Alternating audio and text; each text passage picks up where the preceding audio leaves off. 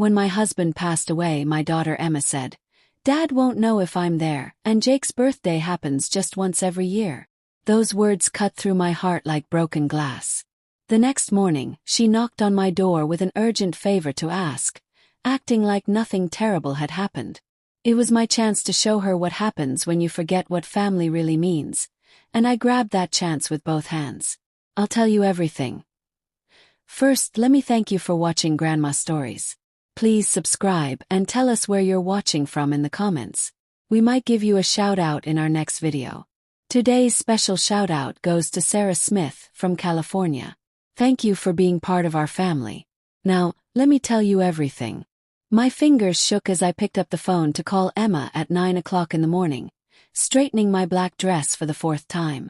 Robert's coffee mug still sat by the kitchen sink, his reading glasses folded next to yesterday's newspaper. The house felt so quiet without his morning radio shows. 5 rings before Emma answered with a sleepy voice.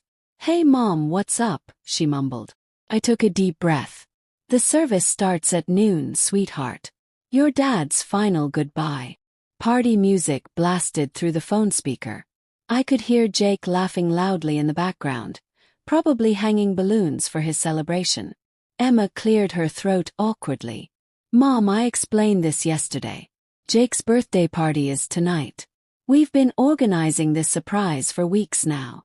The words hit me like cold winter wind. I gripped the phone tighter in my trembling hand. "This is your father's funeral, Emma. This only happens once." She sighed heavily. "Listen, Dad's gone and he's not coming back, but my husband's birthday is today. We have the caterers arriving soon. The band is already setting up their equipment. Dad raised me for 32 years, and I'm grateful for everything. But I can't just abandon Jake on his most important day. You get it, right, Mom?" The phone went silent. I sat frozen for exactly 4 minutes, staring at Robert's empty breakfast plate still on the kitchen table. The grandfather clock showed 9:15 a.m. My wedding ring caught the sunlight streaming through curtains Robert had helped me hang last spring. I found the funeral program on the counter where Emma was listed as a speaker. My red pen crossed out her name with firm strokes. At the church, people kept turning around expectantly. "Where's Emma?" asked my sister Janet over and over again. I practiced my answer silently. "She had prior commitments." The words tasted bitter in my mouth. Only 18 people came to honor my husband of 43 years.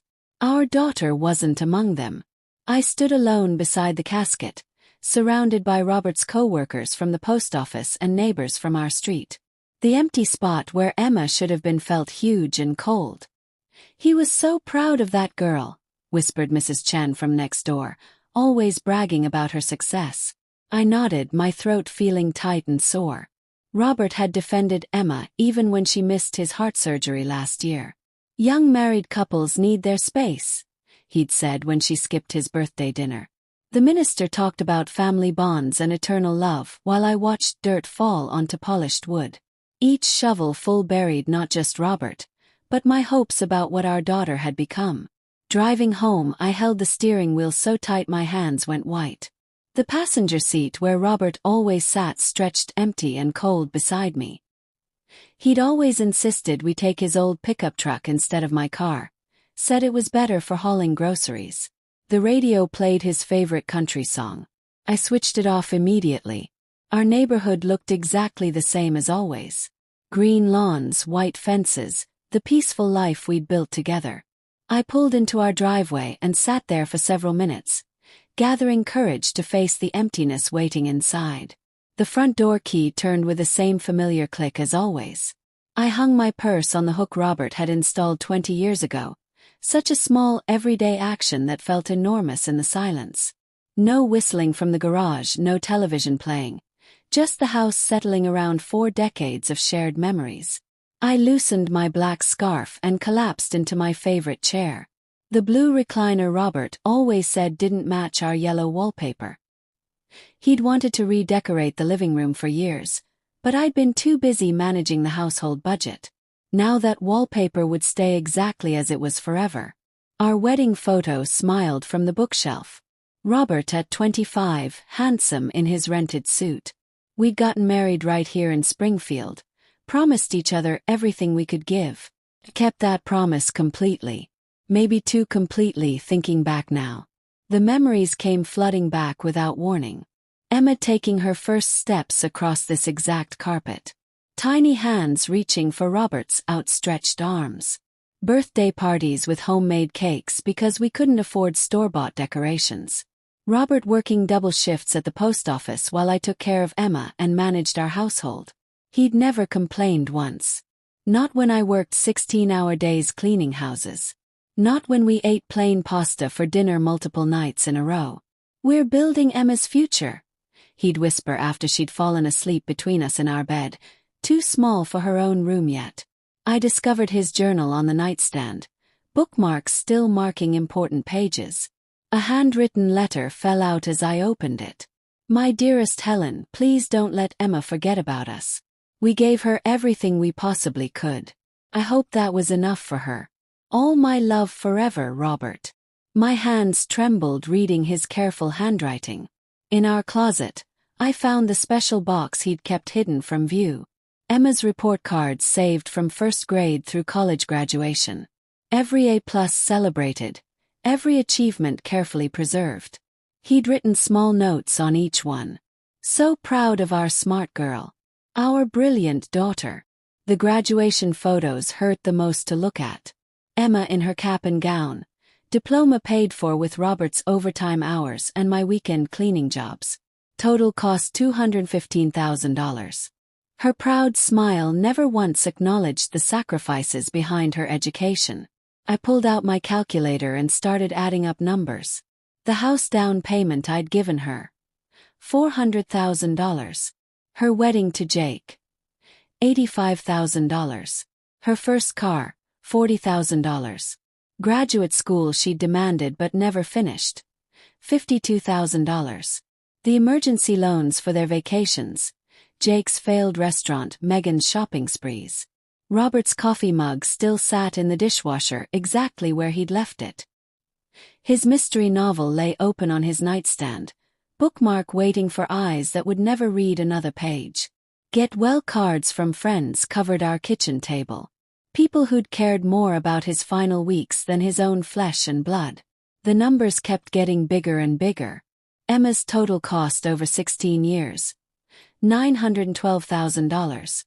Nearly $1 million of our lives handed over with love and desperate hope. I remembered my own mother, a tough woman who'd given me nothing but the expectation to earn my own way through life.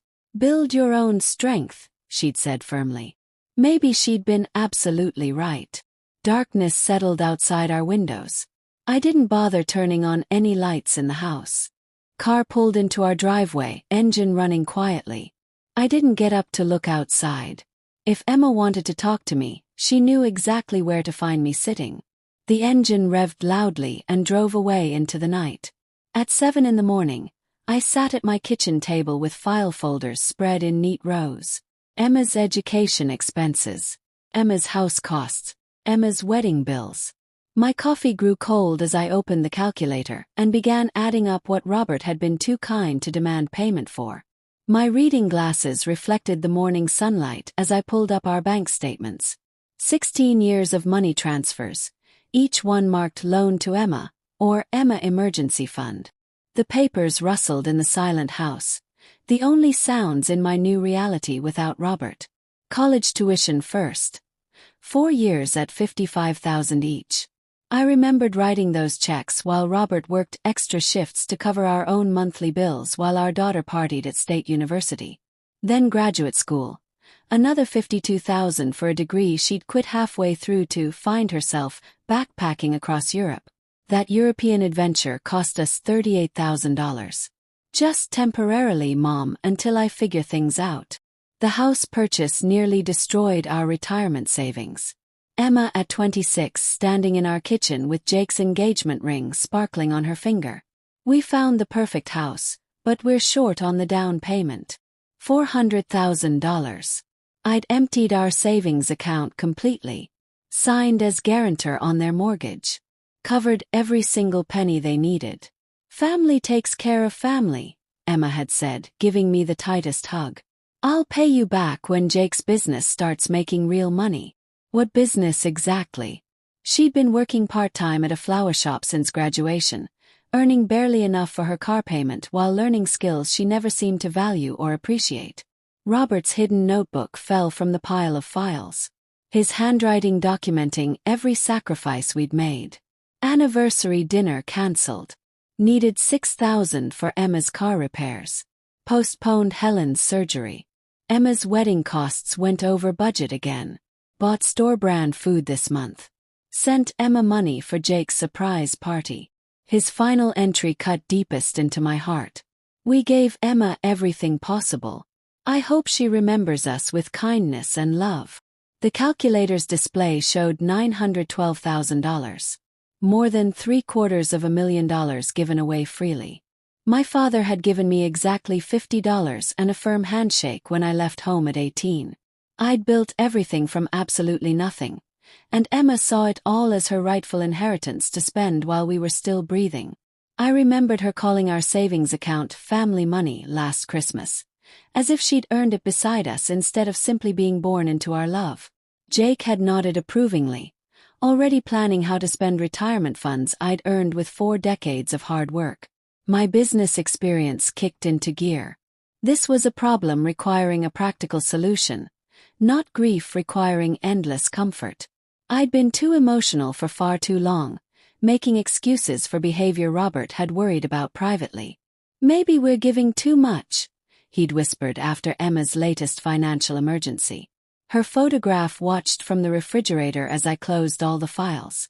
I stood up with newfound determination, feeling something harder than grief settling deep in my chest. You were right to worry, my love, I told his empty chair at the breakfast table. The telephone rang loudly. Emma's name appeared on the caller ID display. I stared at it for 6 rings before finally answering.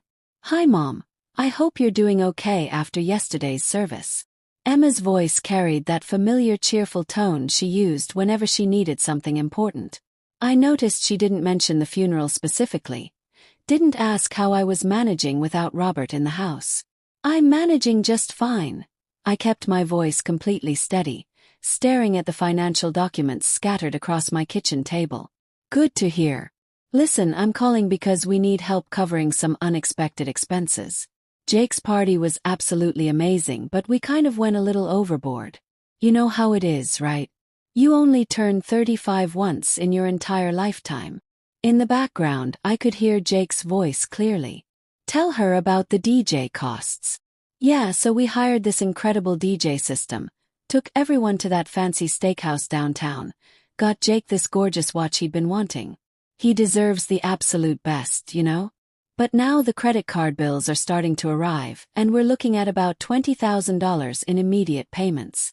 $20,000. I calculated quickly in my head. Loan number 51 over 16 long years. Yesterday I'd buried my husband of 43 years. Today my daughter wanted money for a birthday celebration. So can you just transfer it to our account this morning? Jake's really stressed about the bills, and you know how he gets when money's tight. The silence stretched between us like a canyon. I looked at Robert's photograph, then at the neat columns showing Emma's total cost to our marriage. No, I said simply. Complete silence. Then confusion in her voice. What do you mean no? Is there something wrong with the bank computer? I mean no, Emma. I won't be giving you any more money ever again. The cheerful mask fell away from her voice immediately. Are you seriously saying no to me right now after everything we've been through this week? Everything we'd been through. As if she'd suffered through Robert's funeral instead of throwing a birthday party. You're 32 years old, Emma. So what does my age have to do with helping your daughter out of trouble? Jake's voice got louder in the background. Tell her we already spent that money. We need it. I said no clearly. The words felt strange coming out of my mouth. The very first time I'd ever denied Emma anything she'd asked for. This is completely unbelievable. Dad just died and you're being petty about money. He'd want you to help us out. You know that. The manipulation was so smooth, so well practiced. How many times had she played this exact card? How many times had Robert and I given in because she mentioned family loyalty? Your father wanted you at his funeral service, Emma. Her breathing became harsh and angry. Fine. We'll figure this out ourselves somehow. Max out more credit cards, borrow from Jake's parents, whatever it takes. But don't expect us to visit much anymore if this is how you're going to treat your own family. The threat hung in the air between us. For 32 years, it had worked perfectly every single time. Emma's presence as a reward for Helen's money. Her absence as punishment for saying no to anything. I understand completely, I said calmly into the phone. You what? She asked, clearly shocked. I understand your choice. Take care, Emma. I hung up before she could say another word. The telephone sat silent on my kitchen table, no longer a tool of manipulation and control. For the first time in decades, I'd ended a conversation with my daughter on my own terms completely. I opened my laptop computer and scrolled to Emma's contact information.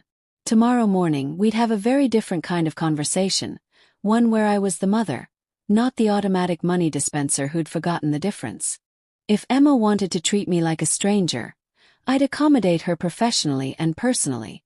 At 8:30 in the morning, I walked through Springfield Community Bank's marble lobby 2 hours before my usual appointment time.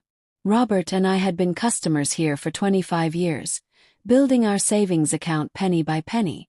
Today, I studied our joint account with completely different eyes, seeing Emma's drain on our resources where I'd once seen generous love. In the bank president's office, Emma's loan files spread across his desk like evidence in a court case.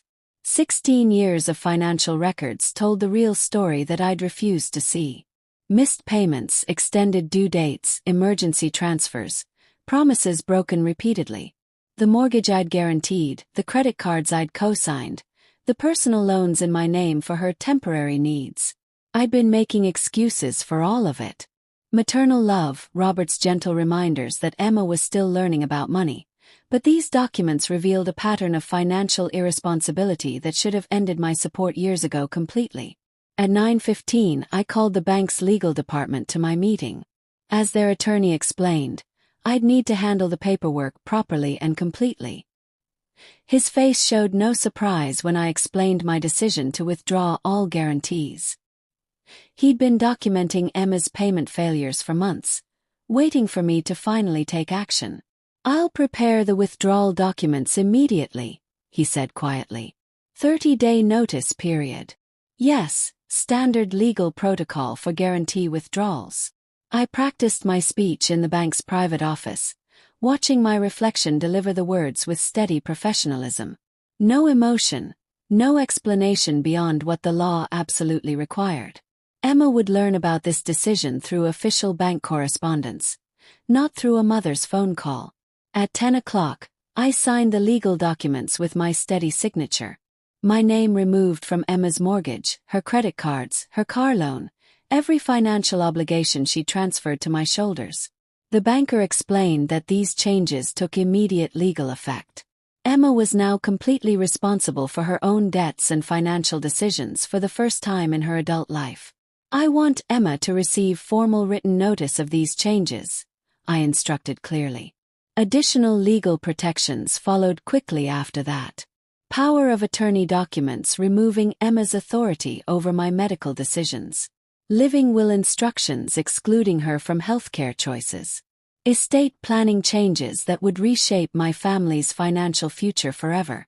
The lawyer documented my mental competency thoroughly throughout the process. Tomorrow I would visit other banks to update all remaining accounts, removing Emma as beneficiary from retirement funds and investment portfolios I'd built with Robert. The estate planning attorney offered to coordinate with financial institutions across the city. The will changes brought unexpected peace to my troubled heart. I nominated my sister Janet as trustee, discussed a charitable foundation structure, planned scholarship funds for deserving students.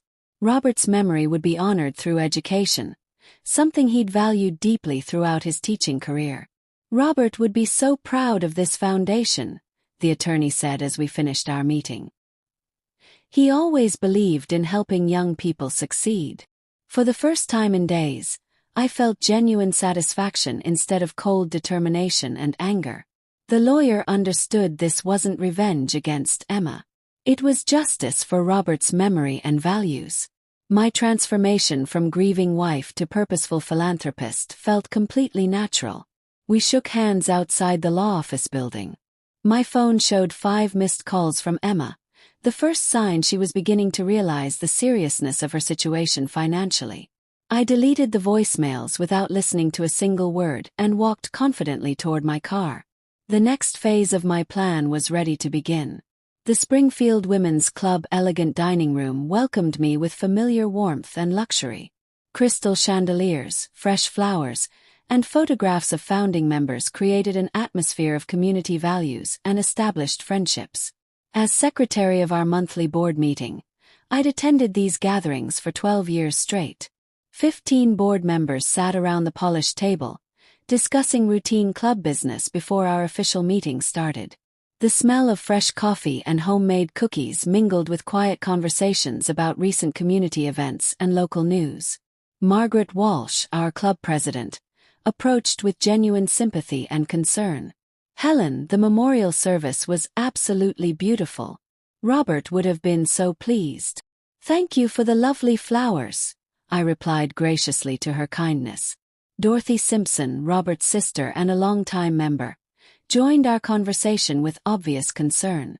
"I kept looking for Emma during the entire service. Where was your daughter?" The question I'd been expecting hung in the air like smoke. I paused thoughtfully, then decided complete honesty would serve Robert's memory better than polite lies. Emma chose not to attend her father's funeral service. The shocked silence spread through nearby conversations like ripples across still water. Dorothy's face went completely pale with disbelief. "What do you mean she chose not to attend?" I delivered Emma's exact words about Jake's birthday party being more important than saying goodbye to her father.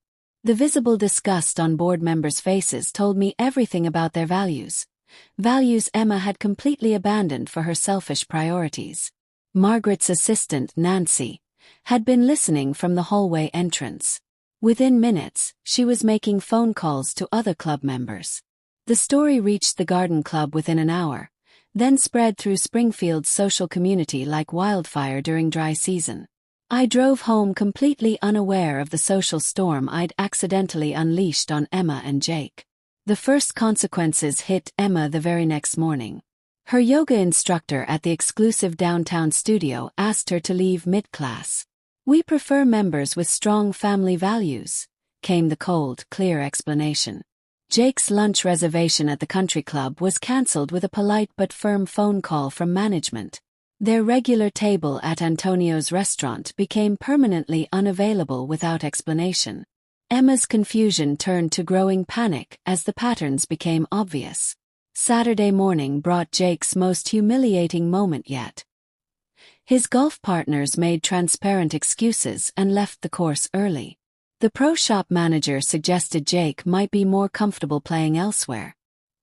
He walked to his car alone, finally understanding that everyone in town knew about the funeral. Emma's shopping experience at Morrison's boutique shattered her remaining illusions about their social status. The sales associate's cold reception replaced years of warm, friendly service. Her credit applications faced mysterious delays and rejections. The store manager suggested she might prefer shopping at discount stores instead. Jake's professional networking proved equally devastating to their future plans. Job interviews were cancelled without any explanation given. Former business contacts stopped returning his phone calls completely. His lunch meeting at the Chamber of Commerce became awkward and brief. Potential business partners knew the story before he even arrived for meetings. The final blow came at Elite Hair Salon, where Emma's regular appointment was suddenly cancelled without warning. Overhearing other customers discussing her heartless behavior, she fled the salon in tears. The local newspaper's society section mentioned the disappointing absence at Robert's service. Church congregation members expressed open disapproval during Sunday service. Former friends avoided Emma and Jake at public events throughout the community. Jake's desperate attempts to explain the situation fell on completely deaf ears. His claims that I was exaggerating the funeral situation met with universal disbelief from everyone. Springfield's tight-knit community had rendered their final verdict on Emma's character. Emma's emotional breakdown was inevitable and complete. She confronted Jake about their ruined reputation, demanding he fix the situation immediately. When Jake admitted he didn't know how to repair the damage, she threatened to leave him if things didn't improve quickly. I heard about these social consequences from various club members, feeling deep satisfaction that justice was being served naturally. Springfield's values aligned perfectly with my own beliefs. Family loyalty, respect for the dead, basic human decency. Emma had violated all of them shamefully. The community was honoring Robert's memory by rejecting those who had dishonored it so publicly. My telephone rang during breakfast the next morning. The bank manager's voice carried professional concern and urgency. "Mrs. Foster, Emma and Jake's mortgage payment is 60 days overdue now. You're still guaranteeing their loan, correct?" I paused, considering the serious implications of my answer. "I'd like to schedule a meeting tomorrow morning to discuss changes to my financial guarantees." Financial pressure would complete what social exile had begun so effectively. At 9:30 a.m., I walked through First National Bank's marble lobby, past the portraits of founding members who'd built their fortunes on honest work and strong family values. Bank President David Martinez's corner office overlooked Main Street, where families shopped at stores that had served Springfield for generations. David's nervous behavior was obvious as he reviewed Emma and Jake's files spread across his mahogany desk. Mortgage papers, loan agreements, and guarantee forms created a paper trail of financial dependency that was about to end forever. "Helen, I appreciate you coming in on such short notice." David's voice carried uncomfortable formality he'd never used before. "Emma's mortgage is now 90 days delinquent. The total amount due is $22,000. I sat perfectly composed, hands folded calmly in my lap. "I understand you need my guaranteed payment as usual." "Well, yes, as you've done for the past 4 months running." David's assumption hung in the air like smoke before a devastating fire. "I'm withdrawing my guarantee, effective immediately." The banker's face went completely white with shock. "I don't understand at all. You've guaranteed this loan for 7 years. I presented pre-drafted legal documents from my attorney's office that morning. You'll find everything in perfect order. 30 days notice as required by state law." David frantically called the bank's legal department while I sat quietly watching morning shoppers walk past windows. The lawyer's voice through the speakerphone confirmed what David feared most. My withdrawal was perfectly legal and binding. "This means we'll have to begin foreclosure proceedings immediately," David said weakly, his voice barely audible. "I understand completely. Please expedite the entire process." Meanwhile, across town, Emma endured her 15th job interview in 3 weeks of searching. The interviewer's cold reception followed a pattern she'd learned to expect and dread. Her prepared explanations about seeking new challenges fell on deaf ears that had already heard the funeral story from multiple sources. "Thank you for your time, Mrs. Taylor. We'll be in touch soon." The polite dismissal carried absolute finality in its tone. Emma's growing desperation showed in her slumped shoulders as she walked to her aging Honda. The Mercedes had been repossessed 2 weeks earlier.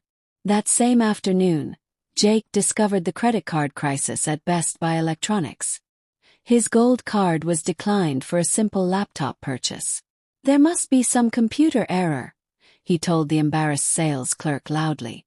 His angry call to the credit card company revealed the devastating truth to him. "Your cosigner has withdrawn her guarantee. The account is suspended pending full payment of the outstanding balance immediately." Jake's public humiliation deepened as other customers watched him argue loudly with customer service representatives. The crystal-clear reality finally hit them both. Helen had systematically removed every single financial safety net they'd taken for granted their entire marriage.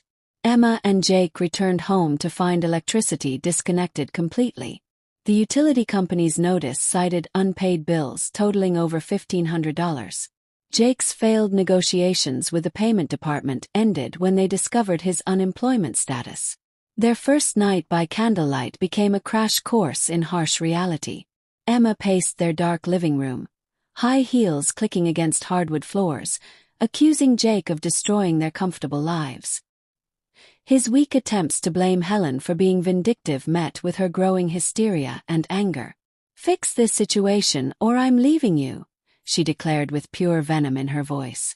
Jake's desperate credit applications were denied instantly across the board. His debt-to-income ratio had become impossible without steady employment income. Emma's maxed-out cards offered no relief whatsoever. For the first time ever, they discussed bankruptcy with genuine fear and panic. The garage sale of their luxury items brought pathetically low returns on investment. Wedding gifts that cost relatives hundreds sold for $20 each. Former friends drove past their house but didn't stop to browse. Emma watched her jewelry collection disappear to complete strangers while Jake sold his golf clubs to a local teenager. The Mercedes repossession in broad daylight provided the entire neighborhood's entertainment for the day. Jake's humiliation was complete as he removed personal items under the repo man's impatient supervision. Emma screamed at the driver while neighbors peered from their windows curiously. I drove past their house that evening, observing the visible chaos with deep satisfaction. This wasn't cruelty or revenge. It was natural consequence. Robert had always taught that actions have direct results. Emma was finally learning that important lesson at age 32. When Emma called, begging for a face-to-face meeting, claiming she had something urgent to tell me, I agreed to meet at Riverside Park the next afternoon. The same park where I taught her to ride a bicycle 28 years ago when she still looked at me with love instead of calculation. I hung up the phone and looked at a framed photo of young Emma on her pink bicycle, remembering much simpler times together. Then I set the photo face down on my kitchen counter. 6 months after my bank meeting, the county foreclosure auction took place on the courthouse steps downtown. I observed from across the street in my blue sedan, watching as 847 Oak Street, Emma and Jake's former dream home, went up for public sale. The county auctioneer read the legal description with bureaucratic precision, while a small crowd of real estate investors and curious neighbors gathered on the steps. Emma and Jake stood apart from the crowd, Emma's tears reflecting the bright morning sunlight. Through my binoculars, I watched their final humiliation unfold in real time. Opening bid is $300,000 for this 5-bedroom colonial, the auctioneer announced loudly. A woman in a black business suit raised her hand confidently from the front. Jake frantically tried to identify her while whispering urgently to Emma in obvious panic. The bidding reached $340,000 with only 2 participants remaining, the mystery woman and a local property developer. When my attorney, Patricia Collins, arrived and nodded to the woman, Jake's growing suspicion crystallized into shocked realization and horror. "That's Mom's lawyer," he whispered to Emma, his voice carrying across the quiet crowd clearly. Emma's disbelief was audible to everyone present. She wouldn't dare. She couldn't possibly. Jake's desperate attempt to approach the mystery bidder was prevented by courthouse security guards. The auction continued with mechanical efficiency while Jake's world collapsed in real time before his eyes. $342,000, called the woman in black. Going once, going twice, sold. Jake's legs gave out completely. Emma's scream of, "This is our home," echoed off the courthouse walls as the auctioneer's gavel sealed their fate forever. I exited my car and walked toward the courthouse steps, my presence causing Jake to understand the complete scope of my 6-month strategy perfectly. The guarantee withdrawal, the perfect timing, the bid amount calculated to exactly match their mortgage balance. Everything had been orchestrated with business precision and careful planning. The mystery bidder revealed herself as Sarah Mitchell, my trusted financial advisor, acting as agent for the newly formed Mitchell Holdings LLC. Jake stumbled toward me on shaking legs, his broken voice barely audible above the crowd. "How could you do this to your own daughter?" "I didn't do anything to anyone," I replied calmly, meeting his desperate eyes. The bank did exactly what banks do. His desperate pleas about Robert's favorite garden and his love for this house met my cold response.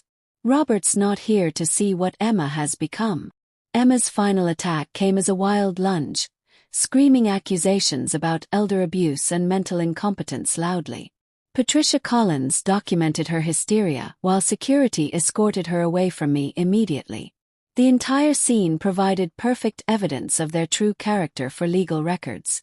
2 weeks later, the moving truck looked pitifully small for their former lifestyle.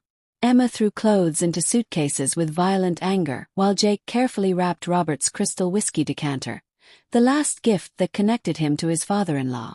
Their former neighbors watched the spectacle but offered no help whatsoever. The social exile was absolutely complete. Emma's ultimatum came that same evening in their empty house. "I can't live like this anymore, Jake." Her confession about talking to her ex-boyfriend from college marked their marriage's breaking point completely. "I married into a wealthy family, not this poverty." Her final cruel words cut deepest of all. "Your mother-in-law was right about what we really are." Jake spent his final night alone in the empty house, walking through rooms filled with memories of much better times.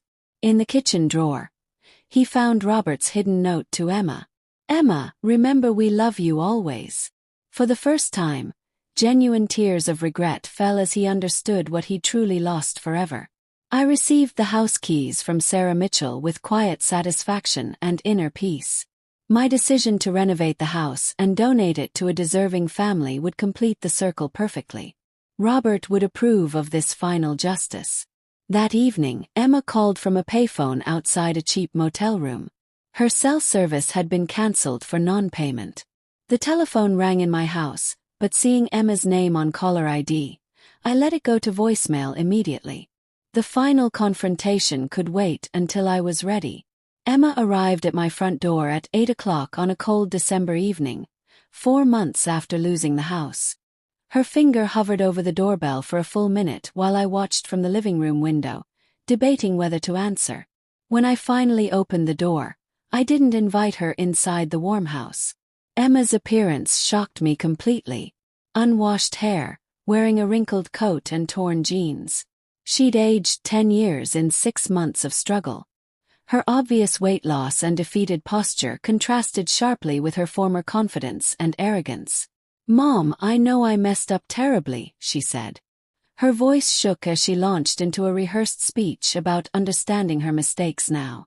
I listened passively from the doorway as she described living in a studio apartment above a laundromat, working at a gas station for minimum wage, and Jake leaving her for his ex-girlfriend who owned a successful bakery business. "I've learned my lesson about what really matters in life," she claimed desperately. When she switched tactics, suggesting I was lonely in this big house and offering to be the daughter Dad wanted her to be, I recognized every manipulation technique perfectly. "When is your father's birthday?" I asked suddenly, interrupting her prepared speech. Emma paused, then guessed completely wrong. "March 20th. What was his favorite hobby?" "Fishing." Another wrong answer entirely. Robert loved woodworking in his garage workshop. My realization was complete and final. Emma had never really known Robert at all, despite 32 years together. Her growing frustration with my questions revealed her true nature underneath. The old entitled tone crept back into her voice. "This is ridiculous, Mom. Just tell me what you want me to say to fix this." Eventually, her real purpose emerged clearly. "Okay, fine. Yes, I need help desperately." The eviction notices, the desperate promises to pay me back when she got established, the suggestion that I was wealthy enough to help family members. Emma still saw me as an automatic bank machine. Her final manipulation involved Robert's memory. "Dad would be heartbroken to see us like this, Mom. He always believed in second chances for people. I miss him too. We both loved him so much." For a moment I wavered, remembering Robert's kind and forgiving heart. Then I realized this was exactly what Robert had feared most. "You want to know what your father really thought about you?" I retrieved Robert's hidden journal from our bedroom and read his own words aloud. I'm worried Emma only loves our money. What if we've raised a child who can't truly love anyone? Emma's shocked silence told me everything I needed to know. Robert died knowing what you really are, I said calmly. He changed his will before dying. He left you nothing because he knew you'd waste every penny. Emma's mask finally dropped completely away. Her angry threats about contesting the will and calling me senile revealed her vindictive nature clearly. Her final cruel words cut deep. I hope you die alone in this house, you bitter old woman. I stepped back and closed the door quietly but firmly. Emma pounded on it for several minutes while I walked to the kitchen and made tea as if absolutely nothing had happened. When her car finally drove away, I sat in Robert's favorite chair, holding his journal close. Feeling completely at peace for the first time since his death. Looking at our wedding photo, I said quietly, "It's finished, my dearest love." 1 year later, I walked through Riverside Cemetery on a sunny June morning, carrying fresh daisies to Robert's grave. Birds sang in the maple trees while summer flowers bloomed along the walking paths. I looked healthier and more at peace than I had in years of struggle. Kneeling beside Robert's polished granite headstone, I arranged the new daisies while speaking softly about the Robert Foster Memorial Foundation's successful first year. 25 scholarships awarded to deserving students from our community. $250,000 donated to heart disease research in Robert's name. The community center dedication planned for Robert's birthday next month.